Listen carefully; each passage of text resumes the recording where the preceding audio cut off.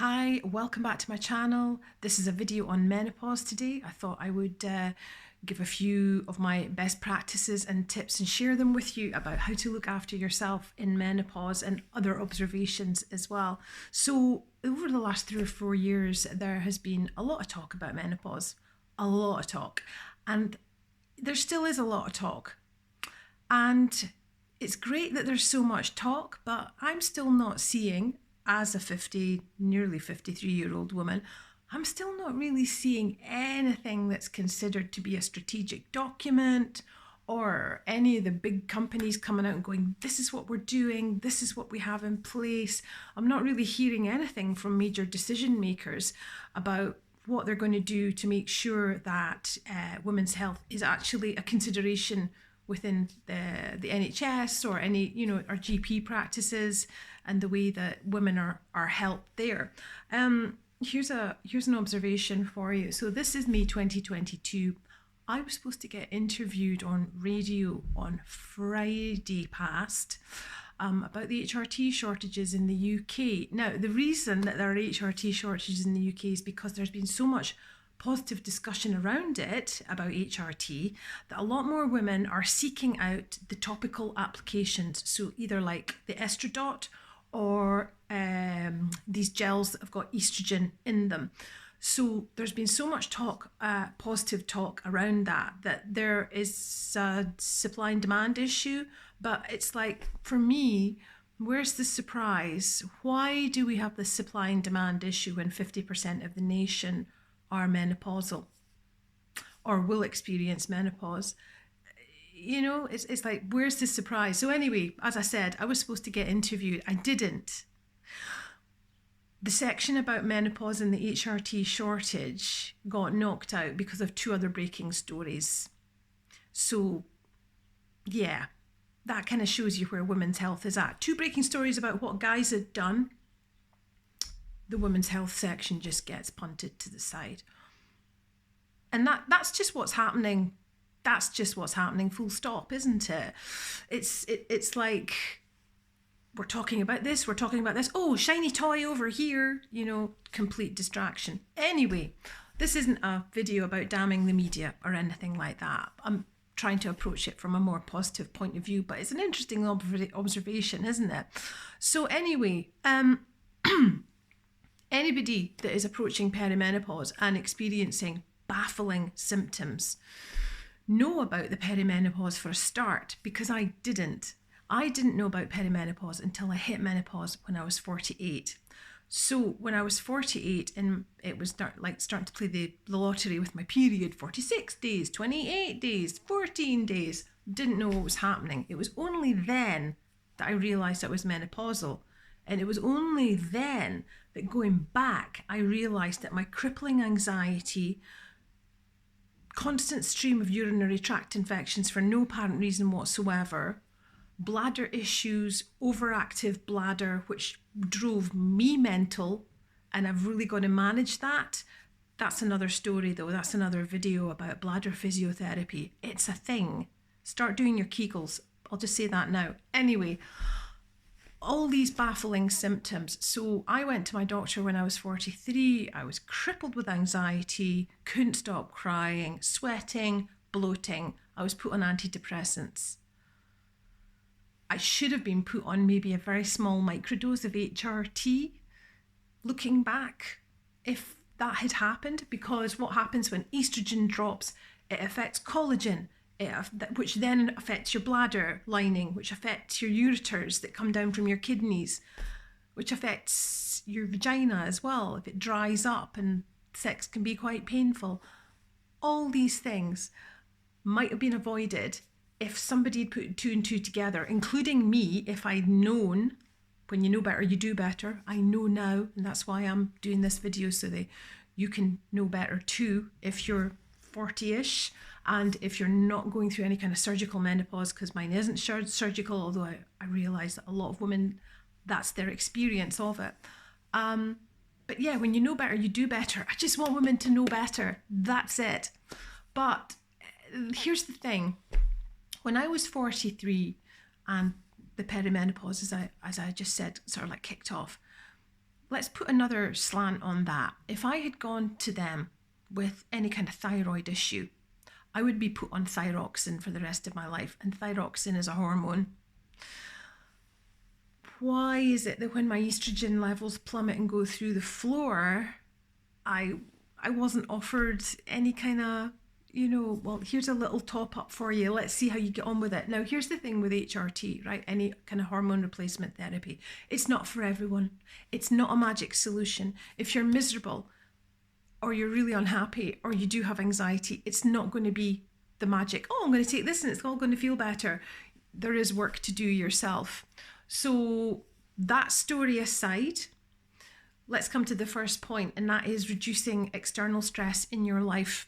So that sounds really odd, but a question I asked a lady that I saw as a client last week was, how do you feel when you walk into your house? And she was like, I was like, no, when you walk in the door of your house, do you walk in and go, God, that area is such a tip, it drives me mental?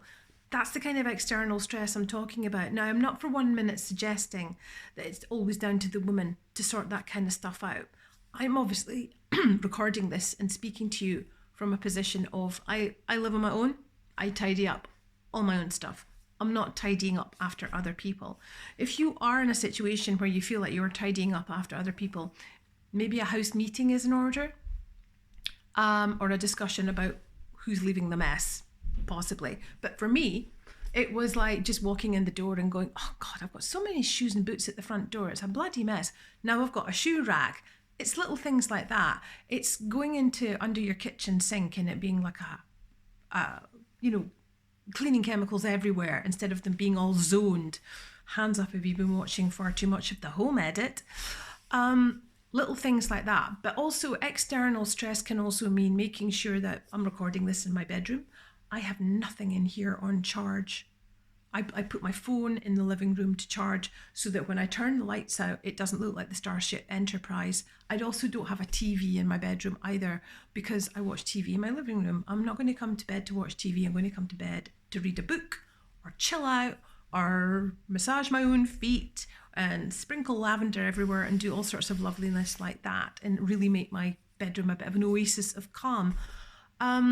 Which is what you need at the end of a busy day. So that's what I'm meaning about external stress. External stress can also mean work relationships as well. It can also mean your own job. And are you doing the job that you want to do? And are you happy there? So that's the kind of external stress. So take everything section by section. Your house, your clothes, your cosmetics, do a big declutter. Just get everything together and go, how much do I really need here to be happy? And for me during lockdown, I did a big external stress kind of edit. And it's amazing because I now know where all my paperwork is. It's all labeled. I know where all my strategic documents are for my insurance, car insurance, house insurance, all the courses that I've done during lockdown as well. I know where it all is. So that's a really important one. So really think about areas of external stress and how you can limit them. External stress can also mean feeling rushed in the morning. So I now get up earlier. I've got all my food prepped the night before to take with me so that I'm not having to have a lunch break in town and then get tempted by a million branches of Greggs that are in the city centre of Glasgow. It's a problem.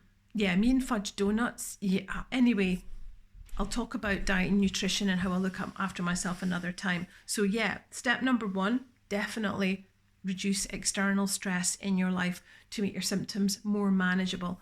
Because for me, it was realizing what stressors were that could make my symptoms a lot worse. The other one is to keep a health diary.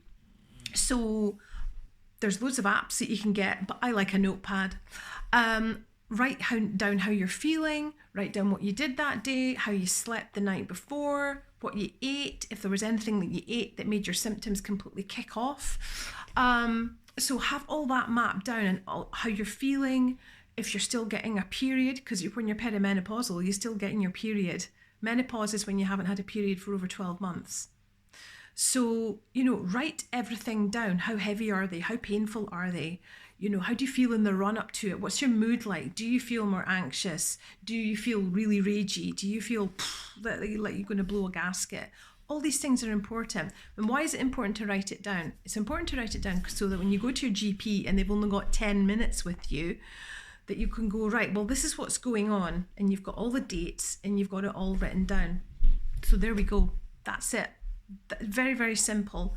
Reduce external stress in your life, keep a health diary, and just be in charge of your own health. It's so important that we are aware of what our own numbers are, and ask to get your blood pressure taken the next time you go to a GP visit as well, because that's really important too. If you feel like you need any bloods done for any reason whatsoever, depending on what your own health circumstances are. So know your numbers. It's really, really important, so that you can then go back and go, right, well, this is what's happening. This is what I'm experiencing. Because your general practitioner, your GP, they've only got 10 minutes with you, so you need to get their attention quick. But yeah, when you know better, you do better. I just want you to do better and know better for yourself. So I hope you've enjoyed this, and I hope it's been, it's given you information that you didn't know before, possibly, that's helpful. But I'm not on HRT, by the way. I've never been offered it. I feel amazing now. I'm 52 now, 53 in July, a couple of months' time. I feel brilliant. Menopause can feel like the end of the world, but it's really not. I promise you, it's really not. When you go through menopause, you get so much better at things that you didn't know that you were really good at. The kind of job that I work in, my job role, I was made redundant from at 40. I was working for Pizza Hut. It was all facts and figures and percentages, etc., etc., etc. I was never good at that. I was always really good at building the relationship side of things. If I was a footballer, I would be crap on the pitch, but I would be the one keeping the changing room going. I'm quite convinced of that.